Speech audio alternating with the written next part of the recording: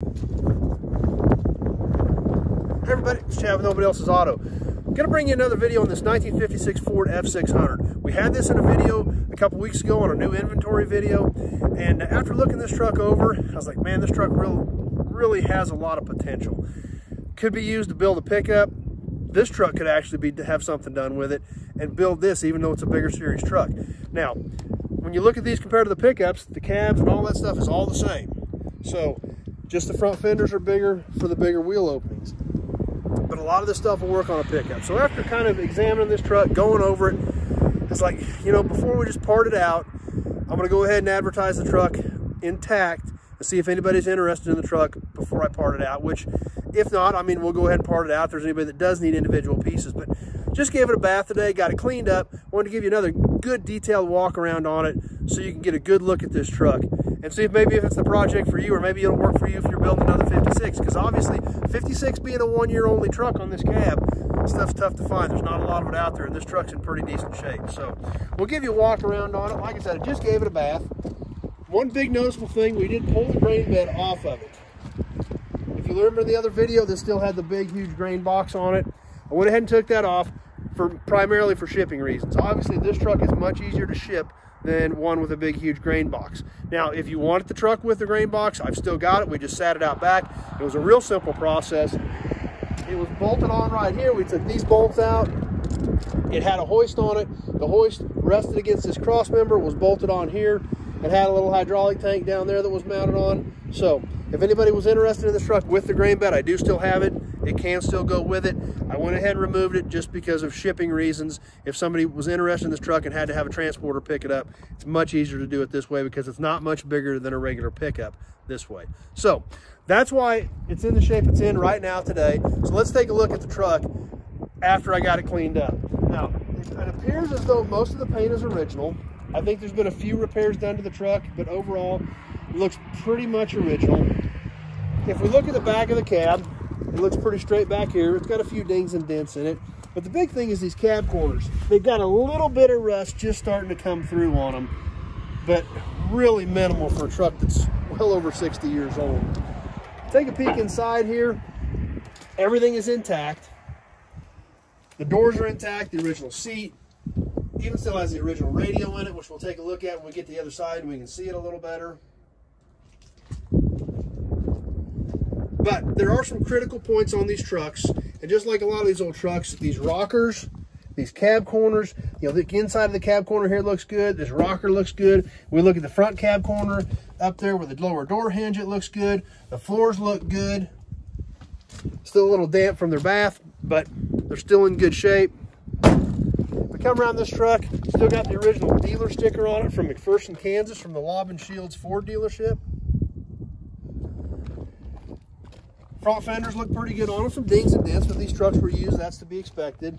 Does still have both of the original F600 badges on the hood.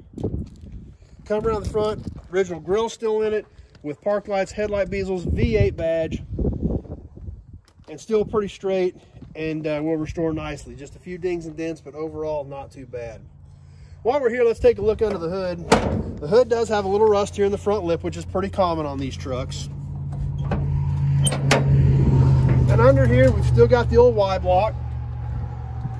Everything appears to be intact under the hood. I grabbed the fan, tried to turn the motor. The belt is slipping. I have not gone any further with the engine, so I don't know anything about the engine. But it's all here, you know, all the way to the air cleaner. All the hoses are still hooked up. It's all still just the way it was. And it hasn't been cut up or hacked or butchered or anything like that. So, truck did have electric wipers on it. And like I said, it's hard to find one still intact that hasn't been butchered up or modified or switched out over the years. Come over to this side of the truck. This front fender looks good as well. It's got a little bit of rust clear down on the bottom, but overall not too bad. This door has a slight crease in it here that's going to need to be straightened out. But we look down at the bottoms of the doors, no holes in them. Few tiny little brown spots that may be a couple of pinholes with a heavy blasting, but overall still looks to be in pretty good shape. We'll take a peek on this side of the truck. Now here's the worst spot of rust in the whole truck. This is rusted out in the right front cab corner where the door hinge is at. The rocker panel's in good shape. The back of this cab corner looks good. We look around the outside back here at this cab corner, kind of the same as the other side, just a tiny bit of rust in it. So this right front lower cab corner is the worst rust spot I can find in the whole truck. But there again, from here, the floors look good. We can see the factory radio, the real odd round factory radio these trucks had, as well as the speaker up on the roof. Yep, that's where the speakers were mounted, and that's how they worked. And while we're up there, let's take another quick look. Obviously, another problem spot in these cabs is right up here. This upper header on these cabs, as we all know, that anybody that's familiar with these trucks, that's a real problem area. And overall, this one looks pretty decent. Now, while we're on that subject, oh, this truck also does have a factory heater in it, kind of a neat add-on. Factory heater with the Ford badge and the factory radio. So this was a fairly well loaded up truck. Let's come out front here and look up at the front part of this roof. Because obviously these trucks are very well known for going completely rusting out along this front edge, up on this drip rail. Now there's one spot on this side where there's just a little tiny spot coming through, but overall, the front brow of this cab looks pretty decent. And we'll look up and go up this way and look at the drip rail as it goes around the front. And it still looks pretty decent as well. So, very critical parts on these cabs that everybody needs to be aware of. And while we're looking at the roof, let's come up the back here. We do have a few dings and dents along the back of the roof. The rest of the roof does look pretty good, pretty straight and solid, which is the key part. Dings and dents like this can be worked out. Rust is a whole different situation. So while we're here, let's come up this side of the cab and check out this drip rail up here as well. It just looks pretty good. Can't guarantee it's going to be perfect after a heavy blasting, but it's definitely a lot better than what a lot of them look like. Something else interesting about this truck, these clearance lights, these are actual metal glass lens clearance lights. Kind of novel to think about. They were actually made out of metal and glass back in the day. So